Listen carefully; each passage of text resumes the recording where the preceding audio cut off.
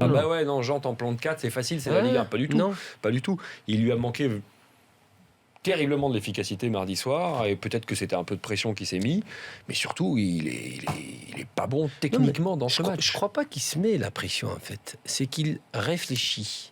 Et au niveau offensif, dans le domaine technique, plus tu réfléchis, moins c'est bon. La fluidité du geste n'est jamais bonne. Dans le sport en général. Et un sport en général. Dans le sport C'est-à-dire que en le général. geste, des fois, ça m'arrivait, moi, de ne pas réfléchir, de faire une passe comme ça, juste une transversale, et la balle, elle allait d'elle-même là où il fallait, sans que moi, je prenne mon temps à viser ou à faire quoi que ce soit. Ouais. Ça veut dire que le geste, il y est.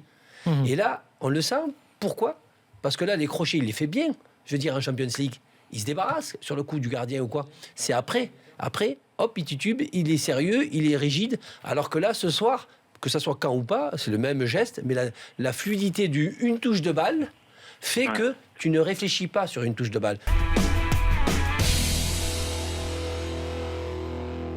Un mot sur la suite de la saison. Il y a aussi quelque chose, c'est que dans son management, puisqu'il faut en parler, dans la compo d'équipe de départ, il fait tourner encore. C'est-à-dire que contrairement à Blanc, on va dire que là, par exemple, il n'hésite pas à remettre Kimpembe en charnière centrale. Il Implique tout le monde. Ouais, il implique il fait tout le monde. Il fait sa petite sauce, quels que soient les commentaires, il avance comme il pour veut lui, avancer. Tout le monde se sent Il n'y a concerné. pas de star leader technique. Ouais. Donc Ibrahimovic, Raus, David Luiz, qui avait cette habitude et cette assurance d'être titulaire, c'est exactement la même chose. Et là, il veut pousser les joueurs, je veux dire, à être concentrés tout le temps. J'entendais tout à l'heure, est-ce qu'après, le fait qu'ils vont écraser la Ligue 1, ils ne vont pas se relâcher ? Malheureusement, pour les joueurs, je crois qu'ils ont un entraîneur qui ne se relâche pas jusqu'à que la fin de saison se termine.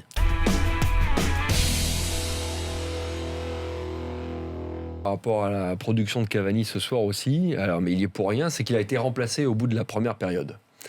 Et ça, j'ai trouvé ça assez singulier dans le management d'Emery, parce que soit il lui met la rage, parce que je pense que quand tu es attaquant, Que tu mets 4 buts. t'en mets 4, tu veux encore continuer à en planter. Et lui, il veut quand toujours t'as ça jouer les dans le matchs. sang, et c'est son cas.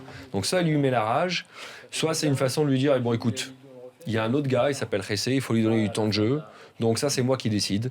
T'en as mis 4, c'est très bien, tu t'es refait la cerise. Maintenant, il faut laisser l'autre jouer.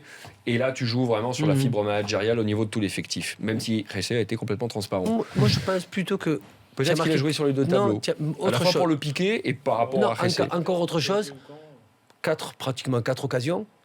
4 buts en finition. Tu es revenu d'Amérique du Sud. Tu as enchaîné les matchs. Si on restait sur cette note, que tu gardes cette note-là de finition et de réussite, allez, on va dire pas 100%, c'est du 200% de réussite, 4 buts en une mi-temps. C'est assez rare.